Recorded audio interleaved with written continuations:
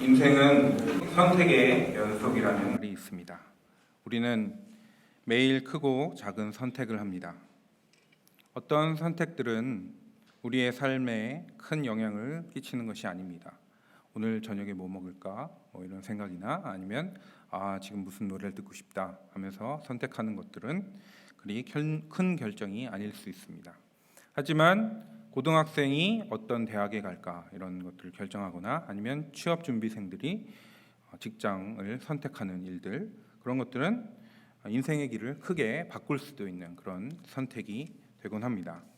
하지만 작은 선택이라고 언제나 작은 결과만 내는 것은 아니죠.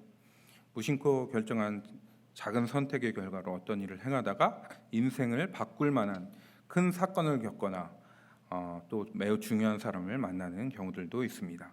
어떤 모임에 별 생각 없이 참석했다가 거기서 인생의 반려자를 만나거나 아니면 큰 도움을 줄 인연을 만나는 일들은 반드시 영화나 드라마 같은 데서만 나오는 상황이 아닌 것을 우리가 우리의 경험을 통해서 또 여러 사람들의 증언을 통해서 알 수 있습니다.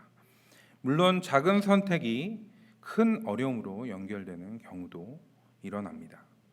그래서 우리 인간들은 잠깐 뒤의 미래도 예측할 능력이 없기 때문에 우리 미래의 어려움들에 대비하려는 노력들을 하게 마련입니다. 온갖 종류의 보험이나 연금 등 미래에 있을 재정적 어려움에 대비하고자 하는 그런 장치들을 세우기도 합니다. 그 밖에도 사람들은 여러 가지 면에서 앞으로의 일에 대처하고자 다양한 것들을 그들의 인생을 위해 준비합니다.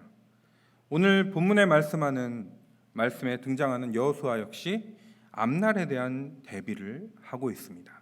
그런데 그가 준비하는 앞날은 자기 자신이 살아갈 시대라기보다는 자기 자신의 후손과 또 이스라엘 민족의 후손들이 살아갈 미래에 대해서 걱정하고 있습니다.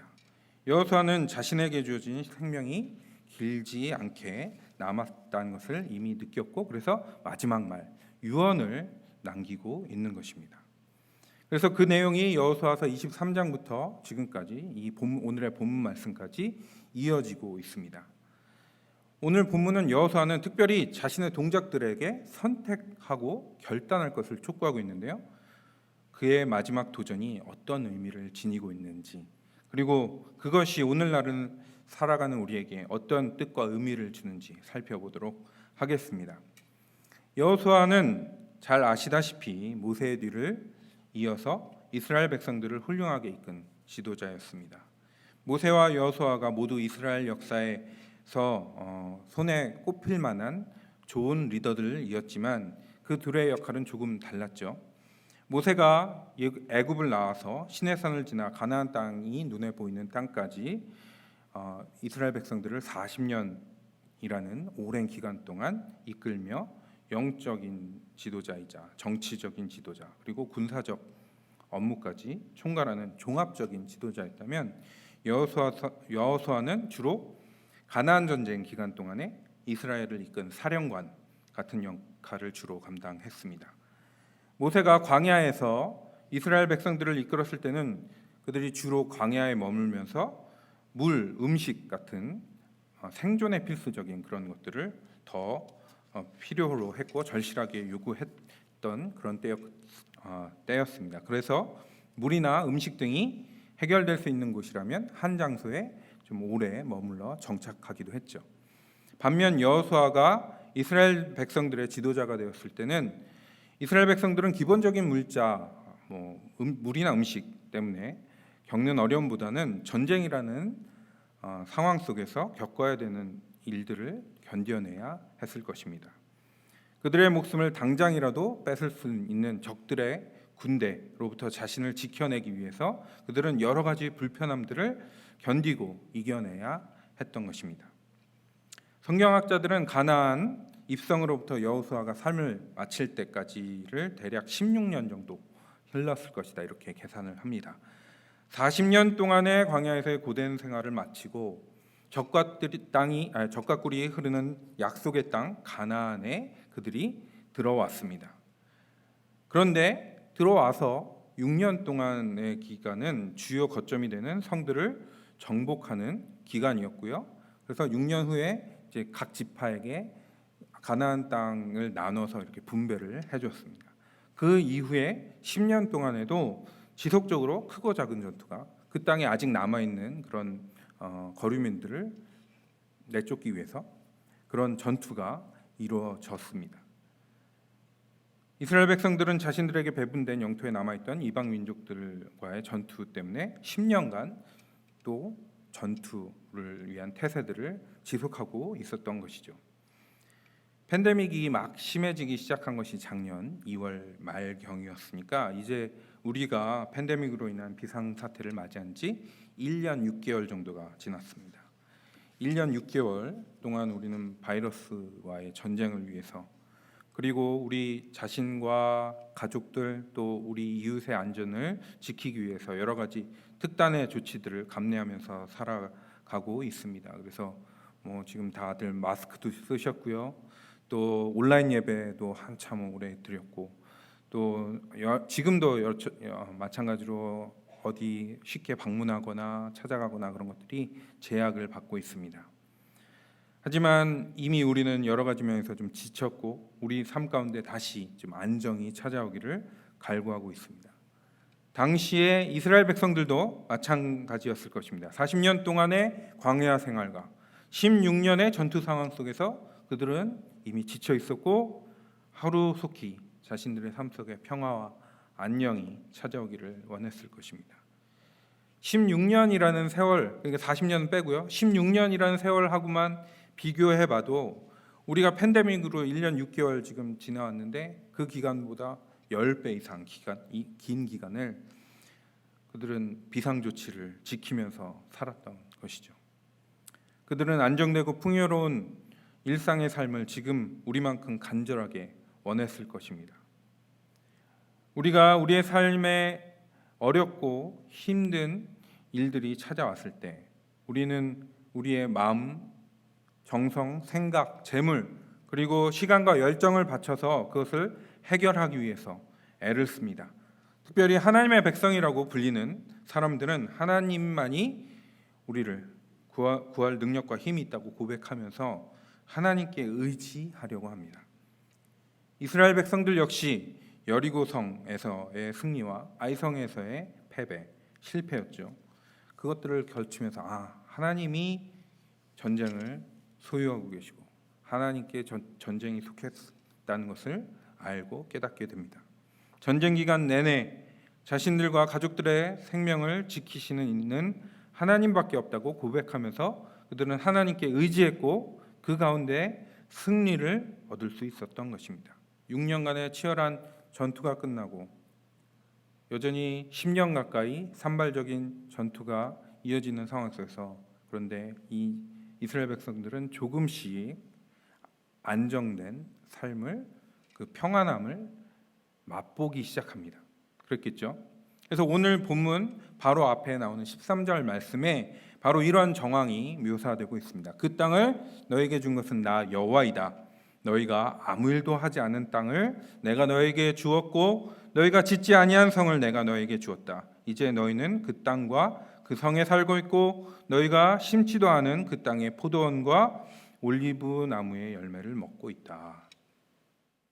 광야 생활과 가나안 전쟁 기간 중에 이곳저곳으로 옮겨 다니는 생활을 하던 이스라엘 백성들이 땅을 배분받고 그 땅에 점차 정착하면서 이제 농사 문화를 접하게 됩니다. 우리가 지금 우리의 눈으로 볼 때 농사는 굉장히 전통적이고 좀 올드한 그런 산업입니다. 하지만 당시 상황에서 보면 농업은 최첨단 기술을 필요로 하는 매우 신식 기술 산업이었습니다. 그래서 농사를 잘 짓기 위해서는 최첨단 기술 또 지식들이 필요했던 거죠. 물을 잘 관리할 수 있어야 되고요. 날씨가 어떻게 되는지 그런 것들을 잘 예측할 수 있어야 되고 그 밖에도 서로 협동하거나 사람들을 모으는 그런 것들이 꼭 필요했던 것이 바로 농사였습니다. 그래서 농사를 잘 짓는 나라가 부유하고 강한 나라가 되었던 것입니다. 이스라엘 백성들은 이제 당시 최첨단 작물, 지금으로 따지면 뭐 반도체 같은 그런 것이죠. 그런 최첨단 작물이자 사치품이었던 포도와 올리브를 즐기기 시작했던 것입니다. 문제는 안정과 풍요로움이 주는 안락함 속에서는 타락과 방종의 씨앗 역시 쉽게 자라난다는 것입니다. 이스라엘 백성이 가나안 땅을 정복하고 그들의 포도원과 올리브 나무의 열매를 얻게 되면서 이스라엘 백성들은 그 땅에 풍요의 신인 바알과 아세라의 우상까지도 접하게 됩니다. 이 새로운 문물과 함께 소개된 우상은 매우 매력적입니다. 눈에 보이지 않는 야훼 하나님과 달리 멋지게 형상도 새겨져 있고요. 이 우상을 섬기면 이렇게 맛있고 좀 만나만 맨날 먹다가 만나도 물론 맛있었겠지만 만나만 맨날 먹다가 포도를 먹었다 생각해 보세요. 그리고 또 올리브를 먹었다 생각해 보십시오. 와, 이렇게 맛있고 건강에도 좋고 부유함까지 팔면 돈도 벌 수 있는 부유함까지도 가져다 줄 수 있는 농산물들이 많이 생겨난다. 이 신이 바울과 아세라가 이 농산물이 잘 자라게 해주는 신이다.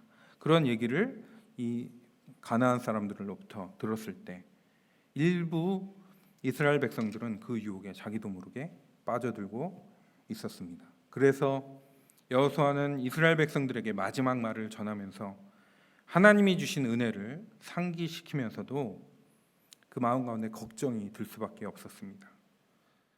분명히 그들이 가나안 땅에 들어와서 정착할 수 있었던 것은 하나님의 놀라운 은혜와 인도하심 덕분이었습니다.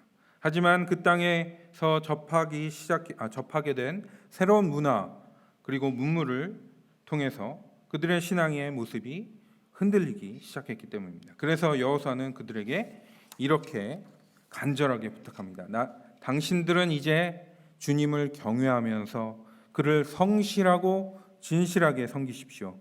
그리고 여러분은 여러분의 조상이 강 저쪽에 메소포타미아와 이집트에서 섬기던 신들을 버리고 우리 주님만 섬기십시오. 여호수아의 말을 잘 살펴보면 이스라엘 백성들의 당시의 마음 자세가 어떤지 우리가 알 수 있습니다. 그들은 여호와 하나님을 섬긴다고 말을 하면서도 주님을 향한 두렵고 떨리는 마음은 점차 잃어갔습니다. 그래서 그들의 예배와 삶 속에서 온전함과 진실함이 점차 약해졌던 모습을 우리가 볼 수 있습니다. 그들은 하나님께 예배를 드린다고 하면서 슬쩍 애굽과 또 광야를 지나오면서 만났던 신들 혹은 가나안 족속들이 섬기는 신들이 약속한 세상적인 즐거움과 평안함에 더욱더 집착하기 시작했습니다. 우리의 모습은 비교해 봤을 때 어떻습니까? 오랜 팬데믹 기간으로 인해서 우리 역시 지치고 힘든 상황 가운데 지내왔습니다. 이제는 좀 안정되고 평안한 삶을 우리 역시 갈구하고 있습니다. 그리고 이미 우리는 이 새로운 환경 속에 어느 정도 적응하고 안주하기 시작했을지도 모릅니다. 온라인 예배나 모임도 점차 보편화되고 처음에는 어색하기만 했던 그런 새로운 방식들에도 조금씩 익숙해져 가고 있습니다.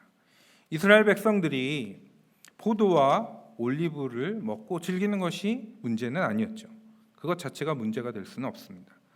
마찬가지로 우리가 이 새로운 기술이나 방식들을 활용하는 것 자체는 문제가 되지 않습니다. 저 역시도 동영상 편집하는 기술들을 배웠고요.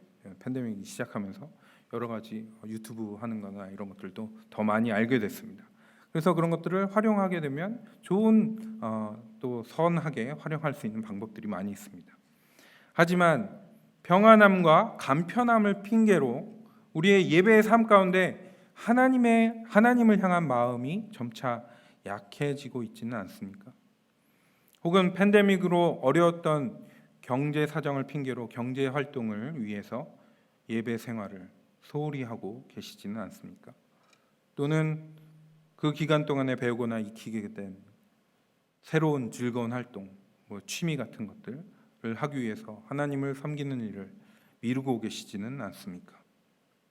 성도 여러분, 지금 바로 선택과 결단이 우리에게 필요한 때입니다. 이스라엘 백성이 광야 생활과 전쟁의 시대를 지나서 가나안 정착 시대를 맞이했듯이 우리 역시 팬데믹이라는 전쟁과 같은 시기를 지나서 새로운 생활 패턴 속에 조금씩 안정을 찾아가는 시기 속에 살고 있습니다. 새로운 문화에 적응하는 일을 거부할 필요는 없죠. 하지만 새로운 시대에는 새로운 결단이 필요한 법입니다. 그래서 여호수아는 자신의 죽음을 앞에 두고서 이제 자기는 죽고 말면 끝인데 그 죽음을 앞에 두고서 이제 곧 가나안에서의 정착 시대를 맞이할 이스라엘 백성들에게 이렇게 간곡하게 말합니다. 너희가 섬길 자를 오늘 택하라. 오직 나와 내 집은 여호와를 섬기겠노라. 이 결의에 찬 선언을 이제 곧 죽음을 앞둔 110세 노인의 입을 통해 듣게 된다면 여러분들은 어떤 마음이 드시겠습니까? 여호수아는 그들과 전장에서 생사고락을 함께했던 사령관이었습니다. 이 사령관의 마지막 질문에 이스라엘 백성들은 이렇게 답합니다. 주님을 저버리고 다른 신들을 섬기는 일을 우리가 절대로 하지 않겠습니다. 주 우리 하나님이 친히 우리와 우리 조상을 이집트 땅 종되었던 집에서 이끌어내시고 우리가 보는 앞에서 그 큰 기적을 일으키셨습니다. 또 우리가 이리로 오는 동안에 줄곧 우리를 지켜주셨고 우리가 여러 민족들 사이를 뚫고 지나오는 동안에 줄곧 우리를 지켜주셨습니다. 그리고 주님께서는 이 모든 민족을 이 땅에 사는 아모리 사람까지도 우리 앞에서 쫓아내셨습니다. 그러므로 우리는 주님을 섬기겠습니다. 오직 그분만이 우리의 하나님이십니다. 바로 이 선택이, 이 굳건한 결단이 오늘 우리의 결단이 되어야 될 줄로 믿습니다. 새로운 시대 속에서 새로운 문화, 새로운 지식, 또 삶의 방식들이 도전으로 우리 가운데 몰려올 때 우리에게 필요한 것은 하나님을 향한 새로운 선택과 결단이기 때문입니다. 오늘 바로 이 자리에 함께한 우리 모두의 새로운 선택과 결단의 자리가 되기를 소망합니다. 기도하시겠습니다. 하나님, 우리는 우리 삶의 다양한 문제들에 대해 걱정하며 다양한 안전장치들을 세워놓곤 합니다. 하지만 우리가 이 세상의 것들을 의지하고 거기에 안주하면서 하나님을 향한 마음이 약해졌음을 이 시간 고백합니다. 우리를 용서해 주시고 여호수아와 같이 이 순간 다시 하나님을 향한 선택과 결단을 내릴 수 있도록 인도하여 주시옵소서. 오직 여호와 하나님만이 우리의 주님이심을 고백하는 시간 되게 하여 주시옵소서. 예수님의 이름으로 기도드립니다. 아멘.